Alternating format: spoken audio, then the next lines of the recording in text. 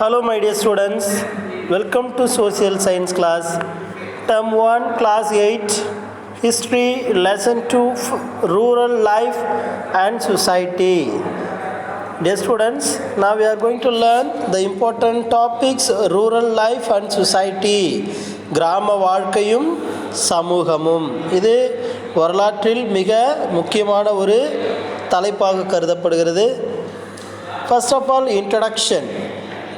In the pre-colonial period, Indian economy was predominantly an agrarian economy. அதாவது India colony ஆதிக்க நாடாக மாறுவதற்கு முன்பு வரை இந்தியன் எக்கனாமி இந்திய பொருளாதாரம் was predominantly an agrarian economy.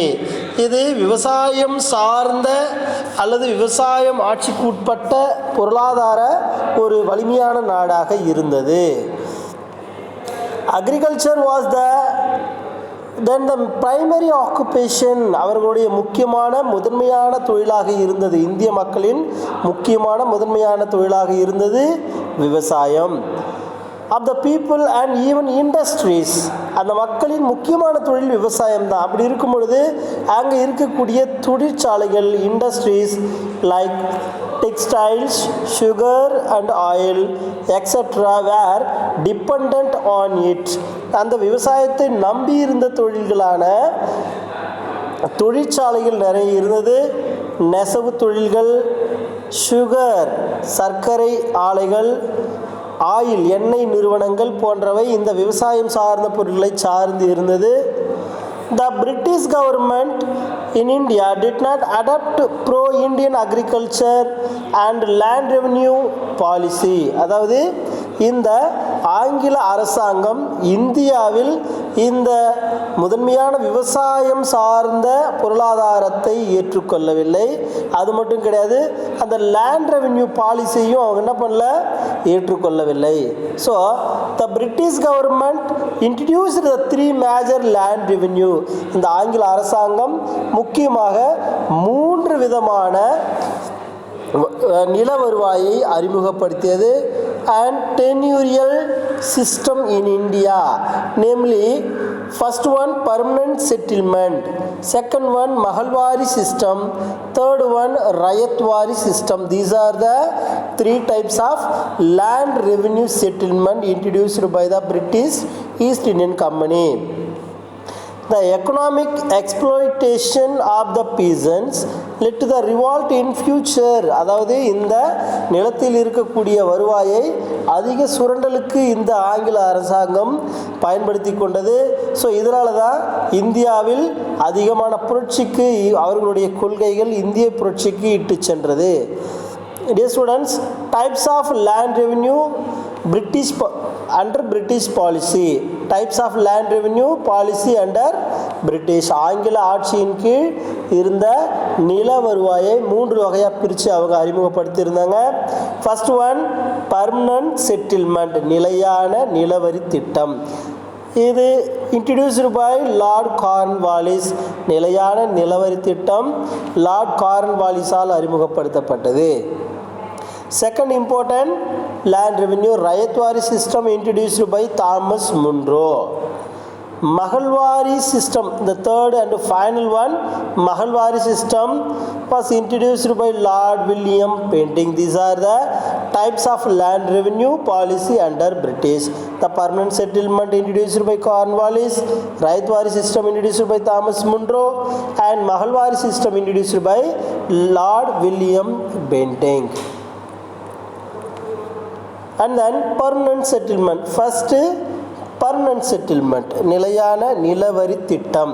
When Robert Clive obtained the Diwani of Bengal, Bihar and Orissa in 1765, 1765 Bengal, Bihar மற்றும் ஒரிசா போன்ற பகுதிகளில் திவானி, அதாவது வரி வசூல் செய்யக்கூடிய உரிமையை திவானி அப்படின்னு சொல்லுவோம். ஸோ அந்த திவானி உரிமையை ராபர்ட் கிளைவுக்கு கிடைக்கிறது.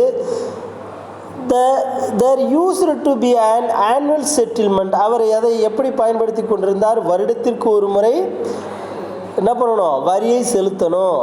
தேர் used to be an annual settlement of land revenue, நில வருவாயை வருடத்திற்கு ஒரு முறை செலுத்தினால் போதும். இதுதான் பர்மனன்ட் செட்டில்மெண்ட்டோட first salient features. And then Warren Hastings changed it from annual to குயின்குயினல்.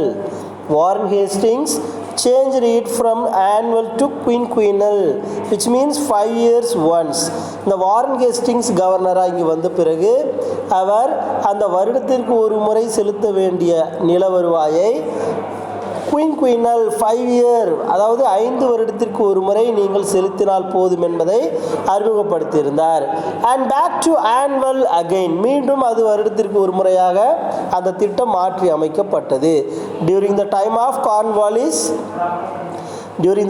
Cornwallis ஆட்சி காலத்தில் a 10 years decennial, 10 years which means decennial 10-year settlement was introduced in 1793 and it was known as permanent settlement. கார்ன்வாலிஸின் ஆட்சி காலத்தில் 10 ஆண்டுகளுக்கு ஒரு முறை செலுத்தக்கூடிய நிலையான நிலவரி திட்டம் அறிமுகப்படுத்தப்பட்டது. இது 1793 அறிமுகப்படுத்தப்பட்டது. ஸோ இந்த நிலையான நிலவரி திட்டம் மிகவும் சிறப்பு வாய்ந்ததாக மக்களால் ஏற்றுக்கொள்ளப்பட்டது. And the permanent settlement were made in Bengal, Bihar, Orissa, Varanasi and division of UP. எங்கெங்கெல்லாம் இது அறிமுகப்படுத்தப்பட்டது, ஏற்படுத்தப்பட்டது? Bengal, Bihar, Orissa, Varanasi, division of UP. உத்தரப்பிரதேசத்தின் சில பகுதிகளில் இந்த நிலையான நிலவரி திட்டத்தை அறிமுகப்படுத்தியிருந்தார்கள். அண்ட் நார்த்தன் கர்நாடகா பகுதியின் வடக்கு, which roughly covered 19% of the total area of British India. இந்தியாவில் 19% நிலப்பகுதியில் இந்த நிலையான நிலவரி திட்டம் அறிமுகப்படுத்தப்பட்டிருந்தது. It was known as different names like, இது பல்வேறு விதமான பெயர்களில் அழைக்கப்பட்டது. Zamindari, jagirdari, malguzari and biswedari. Zamindari, jagirdari, malguzari and Bisvedari. These are the important and different names of the permanent settlement. And then salient features of permanent settlement, நிலையான நிலவரி திட்டத்தின் சிறப்பியல்புகள். The zamindars were recognized as the owners of the land. இங்கு கீழே நிலையில் இருக்கக்கூடிய ஜமீன்தார்கள் அந்த நிலத்தின் சொந்தக்காரர்களாக அறிமுகப்படுத்தப்பட்டார்கள். As long as they paid the revenue to the East Indian Company roughly, அவர்கள் ஆங்கில கிழக்கிந்திய கம்பெனிக்கு வருமானத்தை, வரி வசூலை சரியான அளவில் கொடுக்க வேண்டும். The zamindars acted as the agent of the government of the collection of revenue from the cultivators. விவசாயிகளிடமிருந்து வசூல் செய்த அனைத்து வரிகளையும் அந்த ஜமீன்தார்கள் ஆங்கிலேயரிடம் ஒப்படைக்க வேண்டும். So they are acted as the agent of the government. அவர்கள் ஒரு நிர்வாகி போல, ஏஜென்ட் போல இங்கு செயல்பட்டு கொண்டிருந்தார்கள். The amount of revenue that the Jamindars had to pay the company was firmly fixed and would not be raised under any circumstances. அதாவது ஆங்கில அரசாங்கத்தால் விதிக்கப்பட்ட வரி அது எந்த ஒரு சூழ்நிலையிலும் மாற்றி அமைக்கப்படவில்லை. இது ஜமீன்தாரர்களாலும் மாற்றி அமைக்கப்படவில்லை. எந்த அளவுக்கு வரி நிர்ணயம் செய்யப்பட்டதோ அதே அளவில் மட்டுமே வசூல் செய்யக்கூடிய உரிமையை அவர்களுக்கு வழங்கியிருந்தார்கள். They gave 10/11 of the revenue collected by them from the cultivator of the government. அதாவது 11இல் 10 பங்கை அவர்கள் நில வருவாயை செலுத்த வேண்டிய ஒரு சூழ்நிலைக்கு தள்ளப்பட்டிருந்தார்கள். To the cultivator, to the government, விவசாயிகளிடமிருந்து அரசாங்கத்திற்கு செலுத்த வேண்டிய மொத்த வருமானம் இதுவாக இருந்தது. The zamindars would grant patta written agreement, grant patta அப்படின்னு சொல்லுவாங்க. ஸோ எழுத்துப்பூர்வமாக எழுதப்பட்ட அக்ரிமெண்ட், ஒப்பந்தம். இது ஜமீன்தாரர்கள் இந்த விவசாயிகளுக்கு எழுதி கொடுத்தார்கள். த ரியார்ட்ஸ் became the tenants since they were considered as the tillers of the soil.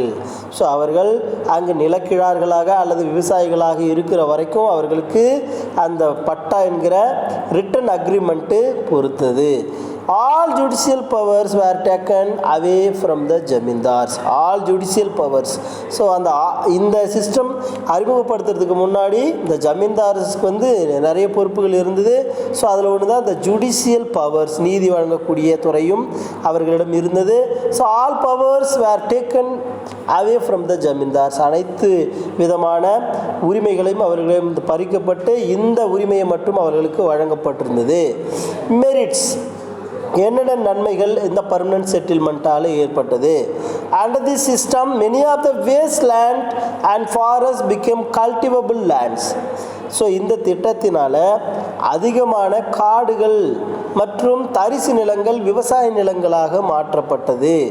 The zamindars became the owners of the land. அங்கே இருக்கக்கூடிய ஜமீன்தாரர்கள் அவர்கள் நிலத்தின் சொந்தக்காரர்களாக உரிமையுள்ளவர்களாக மாறியிருந்தார்கள். The zamindars were made free from the responsibility of providing justice. நீதி வழங்கக்கூடிய பொறுப்புகளிலிருந்து அவர்களுக்கு விதிவிலக்கு அளிக்கப்பட்டிருந்தது. And zamindars remain faithful to the British government. இந்த ஜமீன்தாரர்கள் ஆங்கில அரசுக்கு மிகவும் நெருக்கமாக இருந்தார்கள். அது மட்டும் கிடையாது, உண்மை உள்ளவர்களாக இருந்தார்கள். The system secured a fixed and stable income for the British government. இந்த திட்டமானது ஆங்கில அரசாங்கத்திற்கு ஒரு நிலையான பொருத்தப்பட்ட அதிகமான வருமானத்தை கொடுக்கக்கூடிய ஒரு திட்டமாக இருந்தது. டிமெரிட்ஸ், குறைகள். என்னென்ன டிமெரிட்ஸ் இருந்தது? The British government had no direct contact with the cultivators. ஆங்கில அரசாங்கம் விவசாயிகளிடம் நேரடியான தொடர்பை ஏற்படுத்தி கொள்ள முடியவில்லை. The rights of the cultivators were ignored and they were left at the mercy of the zamindars. அதாவது ஜமீன்தாரர்கள் இருந்தாங்க இல்லையா, அவங்க தான் அவங்களுக்கு விசுவாசிகளாக இருந்தாங்க. The right of the cultivators, விவசாயிகளின் உரிமைகள் இங்கு மறுக்கப்பட்டது. And they were left at the mercy of the zamindars. ஜமீன்தார்களுக்கு அவர்கள் கருணை உள்ளம் கொண்டவர்களாக அல்லது மதிப்பளிக்கக்கூடிய தன்மையில் செயல்பட்டார்கள். The peasants were almost treated as serfs. அங்கே இருக்கக்கூடிய விவசாயிகள், கைவினைப் பொருட்கள் செய்வோர் மற்றும் நிறைய பேர் கொத்தடிமைகளாக வேலை செய்யக்கூடிய சூழ்நிலைக்கு தள்ளப்பட்டிருந்தார்கள்.